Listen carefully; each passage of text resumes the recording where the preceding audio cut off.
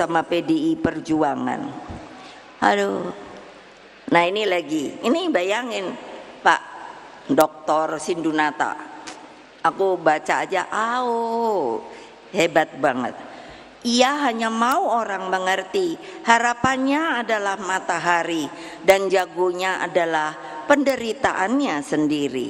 Ia percaya Ratu Adilnya tak lain hanyalah manunggalnya penderitaan dan harapan. Laksana manunggaling kawula lan Gusti. Mereka wong cilik itu bukanlah kalah. Mereka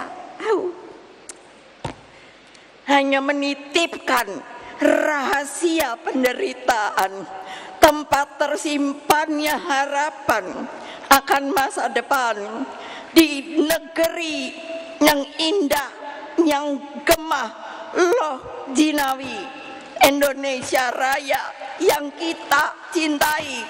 Tidak yakin akan hal itu, tidak yakin akan hal itu hanya karena manusia-manusianya sudah mulai lupa diri.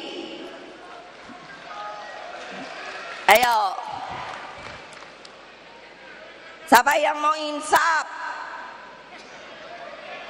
Siapa yang mau insaf?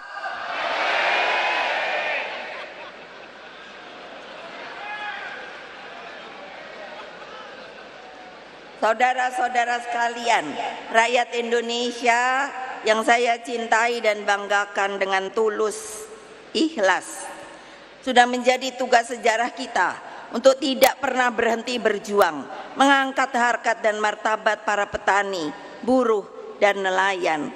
Ini bukan hanya slogan, namun benar-benar menjadi basis keperpihakan partai. Saudara-saudara tahu enggak sih bahwa apa?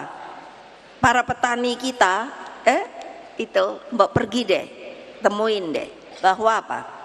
Mereka itu sekarang karena enggak merasa anak-anak mudanya tidak bisa memberi harapan kehidupan, maka enggak ada loh, mulai berkurang yang mau jadi petani. Yang ada adalah tua-tua.